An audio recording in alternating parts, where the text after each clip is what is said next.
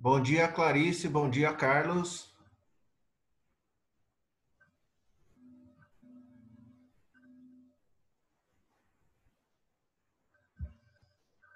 Bom dia, Clarice. Bom dia, Carlos.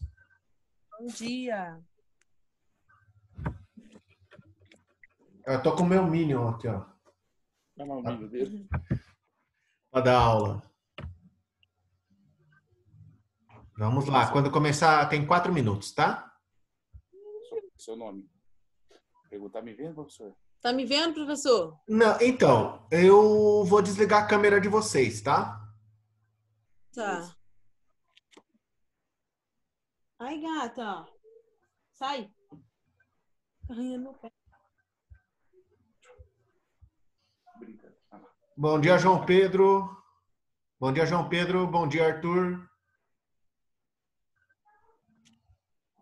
Que legal. Bom dia a todos. Ele te vê, mas ele vai desligar, tá? Se vocês quiserem conversar pelo chat, o chat tá aí disponível, tá? Vocês conversam. Eu vou fazer meia hora, eu ia fazer uma aula maior, mas o Zoom não me permite fazer uma aula maior, tá? Então, eu vou fazer uma aula de meia hora, só que aí eu gostaria de combinar com vocês, para eu poder passar a matéria e vocês não perderem muito, tá?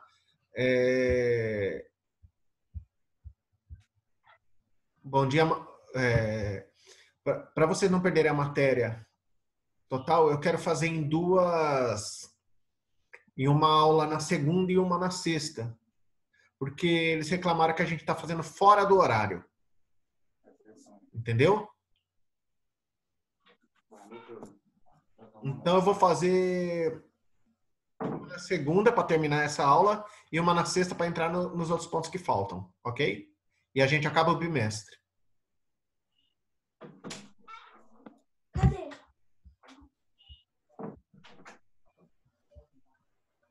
Nina. Você tá te ouvindo?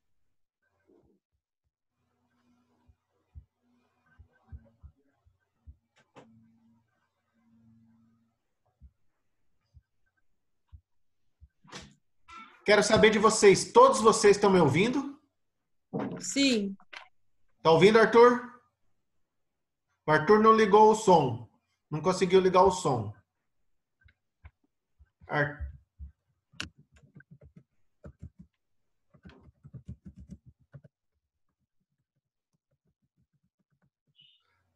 Quem não conseguiu ouvir o som,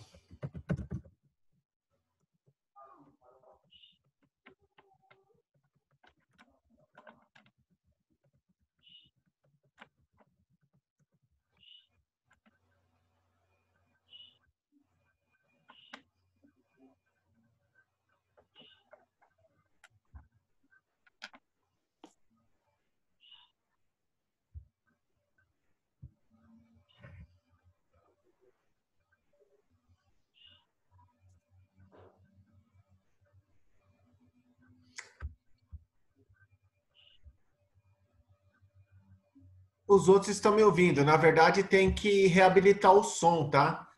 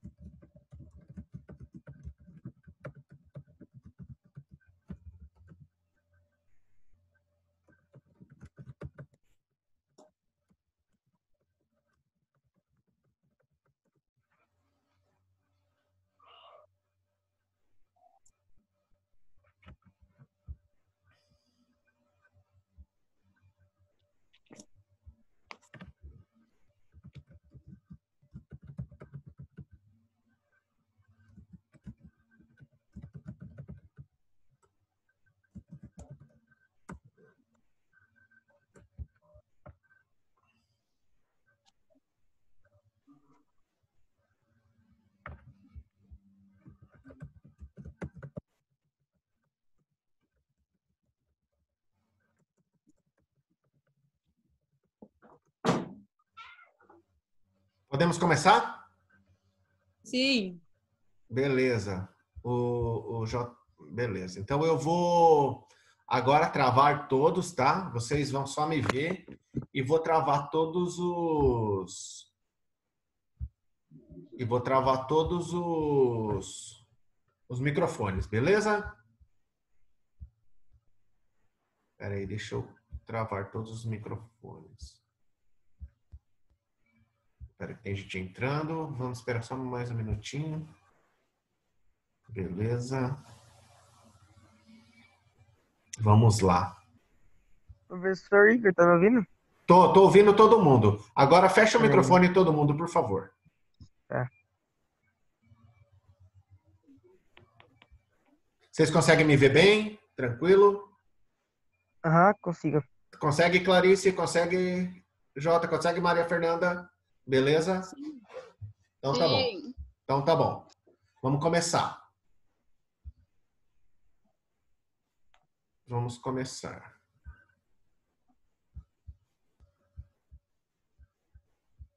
Beleza, eu vou começar aqui. Vou deixar todo mundo mudo. Só eu vou falar. Deixa eu deixar a Clarice muda. Pronto. Vamos lá. Deixa eu separar minha tela com vocês. Deixa eu abrir aqui. Peraí. Deixa eu abrir aqui, por favor.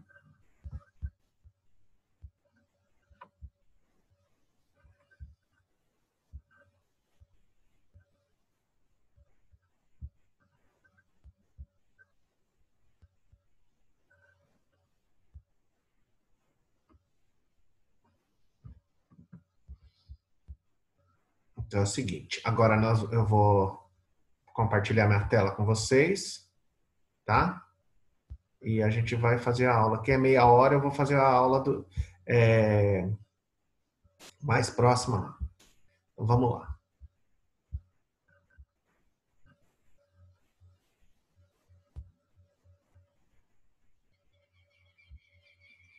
Então, nós vamos fazer sobre a República Oligárquica, tá? E... Espera que tem gente querendo entrar aqui. Vou fazer sobre a República Oligárquica. E aí vocês sabem dizer por que tem esse café aí? Posso falar, professor? Pode. Eu acho que é porque também foi conhecida como República do Café, é isso? Mais ou menos. Por causa da República Café com Leite, tá vendo aí o café e o leite? Então eu coloco a imagem para vocês lembrarem um pouco do que foi para ter essas mensagens. Então vamos lá começar. Então vamos lá. Então agora, hoje nós vamos fazer esse ponto 1, tá? República das Oligarquias. No 2, 3 e 4 e 5 é uma coisa só, tá? Então nós vamos fazer na próxima aula, na segunda-feira, beleza? Certinho com vocês? Então vamos lá. Para eu poder dar tempo de fazer a aula, e é 30 minutos de aula, tá? Então, nós temos aqui os bonitões. Quem são os bonitões? Alguém sabe dizer quem são os bonitões?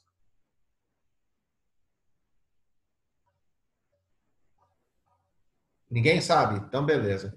Olha só cada cara bonita, ó, tá vendo aqui, ó? Prudente de Moraes, Campos Salles, Rodrigues Alves, Afonso Pena, Nilo Peçanha, Hermes da Fonseca, Venceslau Braz, Delfim Moreira, Rodrigues Alves de novo, Epitácio Pessoa, Arthur Bernardes, Washington Luiz. Todos eles são bonitões, não são? O que vocês acham? Olha cada bigode, olha cada topete. Vocês acham eles bonitos? Beleza. Então vamos lá, mas quem são eles? São os presidentes da República, de 1894 a 1930. Então, o Prudente de Moraes, o nosso primeiro presidente, o Campos Salles, o Rodrigues Alves, o Afonso Pena, o Nilo Peçanha, o Hermes da Fonseca, o Venceslau Braz, o Delfim Moreira, o Rodrigues Alves, que foi eleito, mas não tomou posse porque morreu antes de tomar posse, ele morreu de gripe espanhola, seria eleito pela segunda vez, o Epitácio Pessoa, o Arthur Bernardes e o Washington Luiz, que foi o último presidente dessa chamada república oligárquica, tá? E nós vamos descobrir por que eles são oligárquicas. Por que oligarca? O que é oligarquia? Oligarquia é um governo que é exercido por um grupo restrito de pessoas. Isso daí está no dicionário, tá? E geralmente do mesmo partido, da mesma família, da mesma classe, tá? Outra característica da oligarquia é um governo em que há predominância de um pequeno número de pessoas no poder. Então, só um determinado número de pessoas que determinavam os rumos da nação, tá? E também o terceiro significado dela é que é uma influência exercida por um pequeno grupo, ou a autoridade exercida por um pequeno grupo, tá? De onde vem essa palavra? Essa palavra, vocês estão vendo aí que bonito como ela escreve, ó? Oligarquia, aqui, ó. Oligarquia, ó. Aqui, ó. Ela vem do grego. Oligos, poucos. Arquia, governo. Então, quer dizer que é governo dos poucos. Então, para a gente, no nosso significado, o que importa para a gente é que classificamos na nossa história como república oligárquica o período em que os mandatários do poder eram de uma determinada classe social, tá? Geralmente, em sua grande maioria dos mandatários do país na época, eles eram ex-escravocratas ou eram descendentes deles, tá? Que, com o fim da monarquia, acabaram se aliando às propostas republicanas, se vocês lembrarem das aulas anteriores, daqueles ideais republicanos que levaram à proclamação da República, tá? E essas propostas, e esse pessoal, eles buscavam melhor proteger seus interesses. Então, eles se juntaram com os militares que deram o golpe para proteger seus próprios interesses. Os militares, os seus, e os oligarcas, os deles próprios, tá? Então, vamos lá. Só que durante esse tempo aí durante esse tempo aí das oligarquias, tá? Houve uma grande contestação de contra vários mandatários do poder.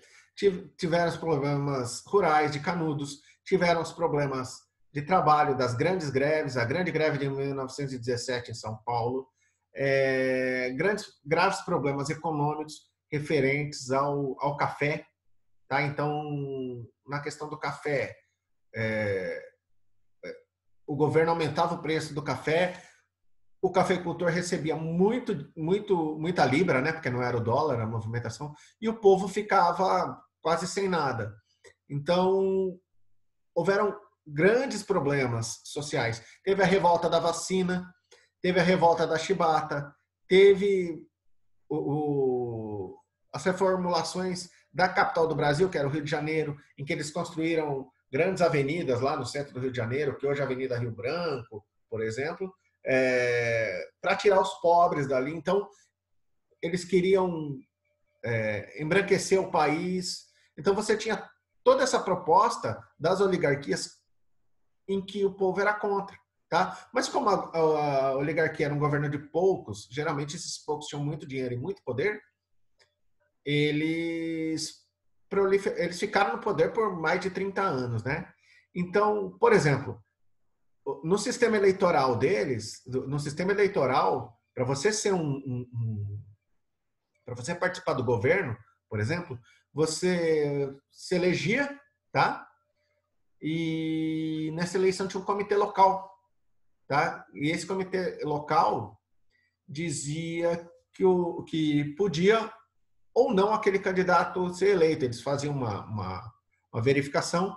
E se você não encaixasse, né, nesse ideal, eles te tiravam. Então, eles chamavam de degola, né? E isso funcionava assim também no poder local, do prefeito com os vereadores, no poder estadual, do governador com os deputados, no poder federal, com os deputados federais e senadores, tá? E essa política, para manter esses apoios que o governo tinha, tá? Era conhecido como política dos governadores ou política dos estados. Posso mudar de slide? Ou está muito depressa? Estou esperando vocês. Podem falar. Tá. Então eu vou lá mudar de tela. O que foi a política dos governadores? Na política dos governadores, depois da eleição do Prudente de Moraes, houveram muitos problemas, tá? Com as questões políticas. Aí foi a Guerra dos Canudos, por exemplo, entre outros. Teve um atentado ao presidente Prudente de Moraes, né? Ele ficou doente. Então, o primeiro presidente eleito foi o Prudente de Moraes, lá em 1894, tá? Que era um detentor de grandes fazendas de café no estado de São Paulo, e ele teve um governo com muita turbulência política e social, tá? E o sucessor dele, o Campos Salles, tá? Que foi presidente em 1898 até 1902, ele estabeleceu um novo jeito de governar, chamava a política dos governadores. Essa política, ela servia para evitar choque entre as elites estaduais com o governo federal, tá? E dessa forma, bem ou mal, tá? O Brasil manteve a estabilidade da República por mais de 30 anos, tá? E conseguiu consolidar aquele sistema republicano federativo lá da Constituição de 1891, tá? Que teve a Revolução Federalista lá no Rio Grande do Sul, que teve os problemas da revolta da Armada com o Floriano Peixoto em 1893. Então, essa política dos governadores feita pelo Campos Salles, o nosso quarto presidente, ele visou estabilizar de certa maneira o que hoje é a República, tá? Uma coisa importante que tinha nesse sistema era o coronelismo e o voto de cabresto. O que era o coronelismo? O coronel era um poder local, por exemplo, na cidade de Araraquara, você tinha um coronel, um mandatário político que detinha o poder e decidia o que se fazer na cidade. Esse coronel atendia, para ele ter essa força política, ele atendia as demandas do governador, e para o governador manter o seu poder, ele atendia as demandas do governo federal. Então, o governo governava basicamente sem oposição, tá? Espera que tem gente, acho que esperando aqui. Ele governava sem oposição. Tá travado?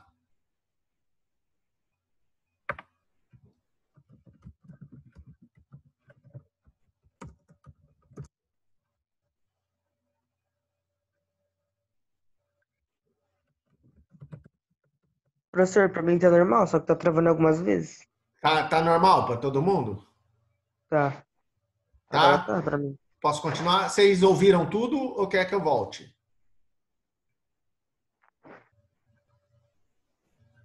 Vocês querem que eu volte? Posso continuar? Posso continuar?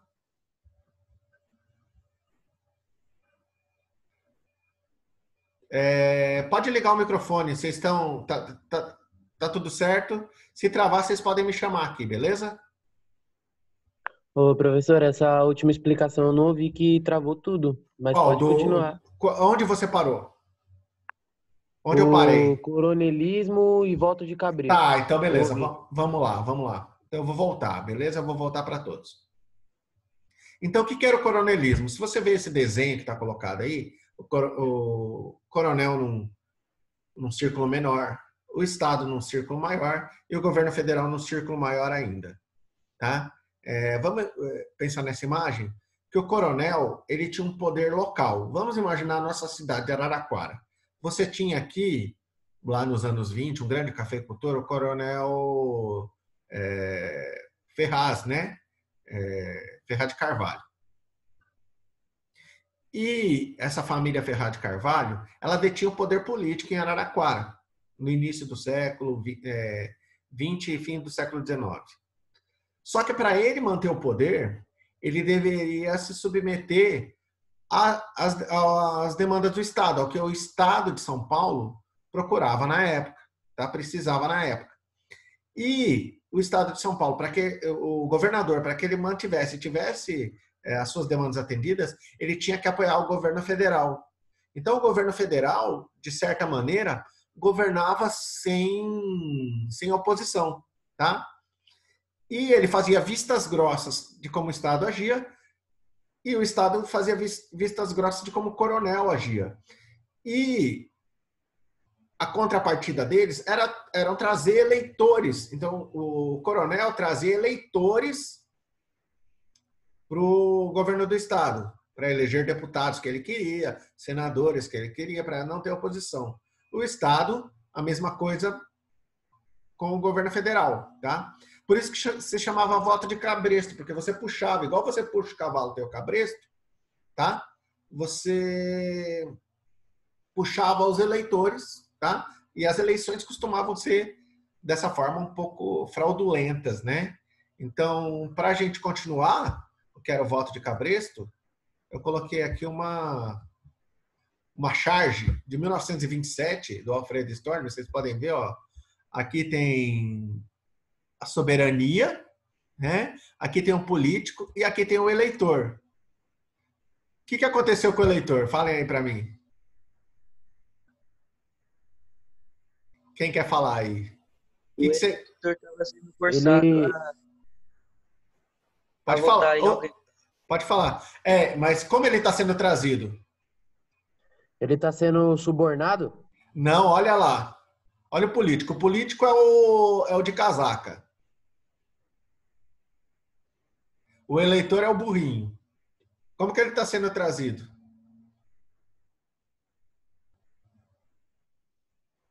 Ó, ele está com uma cédula na mão, aqui. Ele está sendo trazido por uma corda para depositar, para falar com a soberania nacional. Então, quer dizer, o político... às vezes você precisava de uma dentadura, você precisava de um par de sapatos. Ele te dava esse par de sapatos, só que ele te trazia para votar. Geralmente... É uma chantagem. Também. E geralmente eles traziam já pronta a cédula para o pessoal pôr na urna. Entendeu? Então, ó, vamos lá. O voto de cabresto era uma forma de fazer com que os coronéis, de alguma forma, mantivessem o poder local, sem que o governo federal pudesse intervir. O termo remete ao dispositivo que fica na cabeça do cavalo ou do burro, para que você possa controlá-lo em velocidade e direção. Então, quer dizer, o cabresto é essa cordinha que você puxa, né? Igual o cabresto de papagaio. Você dá a direção para ele onde você vai subir da pipa, do papagaio, né? Então, eu peguei um trecho de um livro que explicava como era o processo eleitoral, tá? Esse livro chama Eleições no Brasil, do Império aos Dias Atuais. Ele é de 2012 e o autor chama Jairo Nicolau, tá? Então, ele diz o seguinte, que na Primeira República, o processo de votação e apuração dos votos era feita de maneira descentralizada. Hoje, a nossa eleição, ela é centralizada. Não sei se vocês acompanham as eleições, mas aparece lá, já tem tantos votos, já vai tudo via tribunal. E lá é centralizado os votos. Naquela época, não. Eles escreviam nas atas, isso é, enquanto tinha eleição, eles escreviam, eles assinavam para quem não veio e enchia a urna de votos de quem precisava. Então, tinha morto que assinava, tinha gente que não podia assinar, ou que não veio, que assinava também. Então, as eleições eram bem fraudulentas, né? Então, no texto, coloca lá, o processo de votação e apuração era feito de maneira descentralizada. As mesas eleitorais tinham a responsabilidade de organizar o pleito e fazer a apuração. Então, quem organizava era a cidade, não era tipo hoje, que é o tribunal eleitoral, tá? Em seguida, as atas com os resultados dos municípios eram contabilizados, tá? No extremo, a eleição nem se realizava, às vezes nem tinha eleição, não precisava vir ninguém, o cara assinava a lista que todo mundo veio, punha um monte de votos lá, e o cara era eleito. Vocês entenderam como é que era o sistema eleitoral? Era bem fraudulento. Então, quem ganhava a eleição, basicamente não tinha legitimidade nenhuma. E você, caso você ganhasse, fosse da oposição, você passava por aquela degola, né? Eles viam se você era apto ou não para governar, né? Mas esse apto era ser amigo deles, e aí você conseguia se eleger. Se você metesse o pau neles, falasse alguma coisa, você não conseguia, mesmo você sendo campeão de votação, você não conseguia entrar para a eleição, tá? Outra coisa que eu quero mostrar para vocês. Então, e como essas oligarquias elas tinham poder? Olha lá, os cargos de maior relevância, tá? Na República estavam na mão das oligarquias. Geralmente elas eram divididas entre as 5 mais importantes, tá? Deixa eu ver aqui, só um minutinho.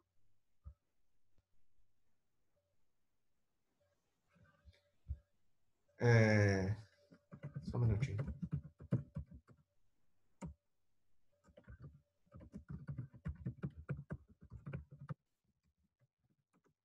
Beleza, o Carlos não está conseguindo ouvir. Então, e os cargos de maior importância estavam na mão das oligarquias. Geralmente elas eram divididas, esses cargos eram divididos nas 5 mais importantes: a paulista, a mineira, a gaúcha, a baiana, a pernambucana. Porém, predominava na presidência da República os paulistas e os mineiros, tá? Por isso que ela chama República do Café com Leite. O São Paulo produzia muito café nessa época, tá? E Minas tem lá seus queijos, seu leite, então chamava de República do Café com Leite, tá? Entretanto, a gente não pode dizer que só os 2 estados compunham um acordo. Muitas vezes eles eram rivais também, tá? E sendo rival, eles não podiam...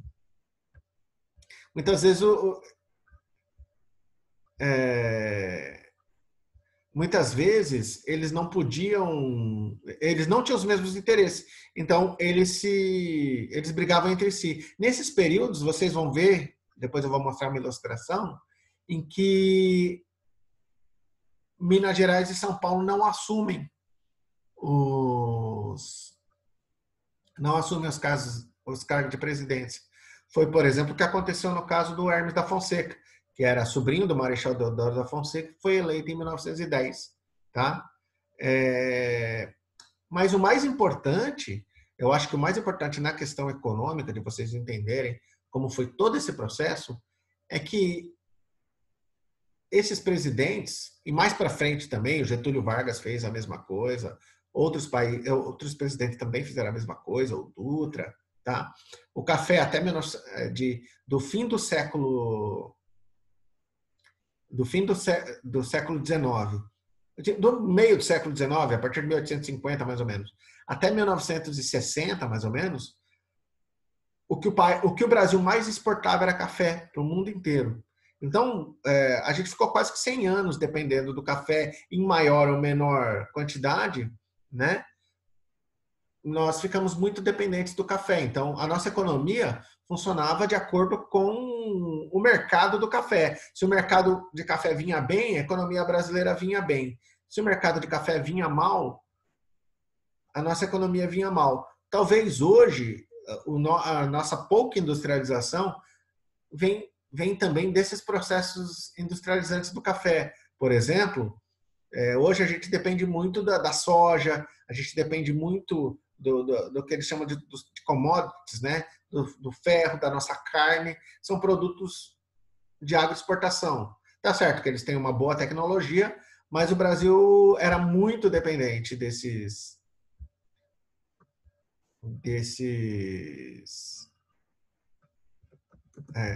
a gente era muito dependente desses produtos, né? Então, o mais importante era proteger o preço desse café, tá? Então, o café começou a ter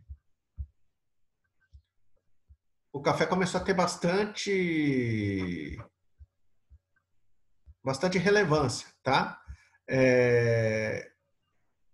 O café começou a ter bastante relevância. Então, desde o meado do segundo reinado, o café passou a ser o principal produto de exportação brasileiro.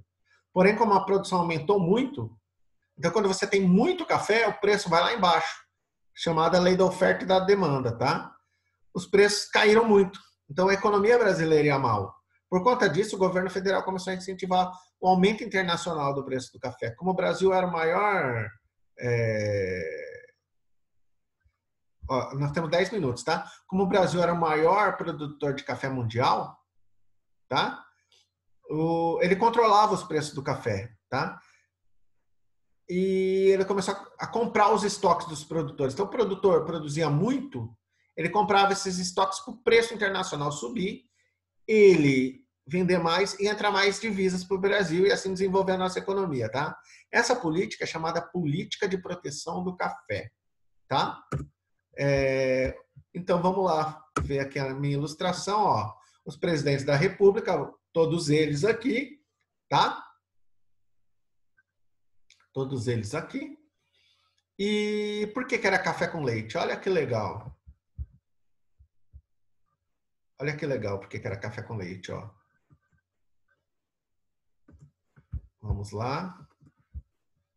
Os presidentes da República. Ó, vocês estão vendo? Ó, os presidentes. Prudente de Moraes era paulista. Campos Salles era paulista. Rodrigues Alves era paulista. O Afonso Pena, ele morreu durante a presidência da República e assumiu seu vice Nilo Peçanha, que era carioca. O Hermes da Fonseca teve uma crise entre esses estados. São Paulo apoiou uns, Rio de Janeiro, Bahia e Pernambuco apoiaram outros.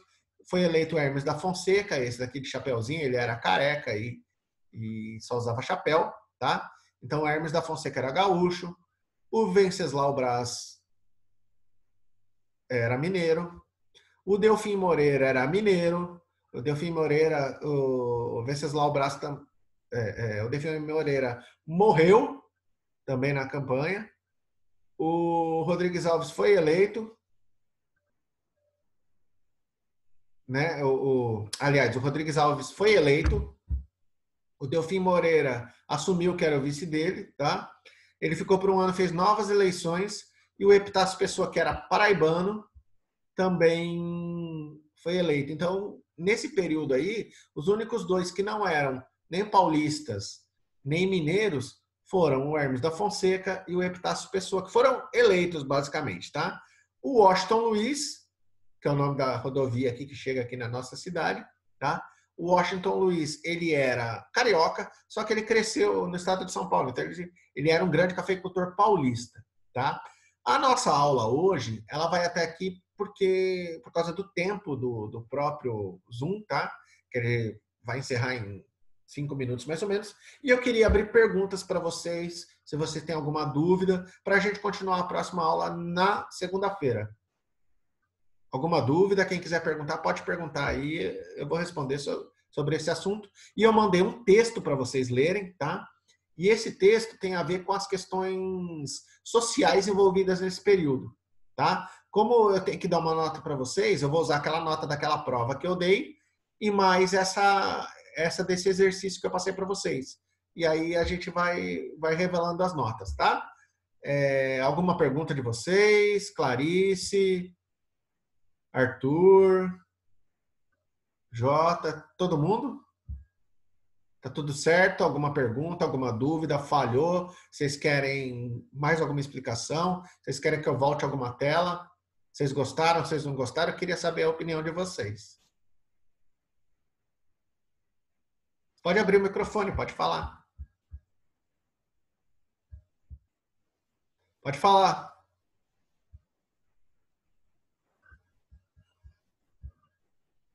Arthur, pode falar, Arthur.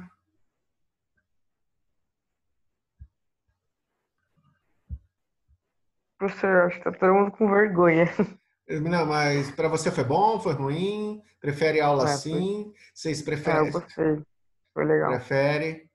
Clarice, foi bom para como é que tá a aula para você?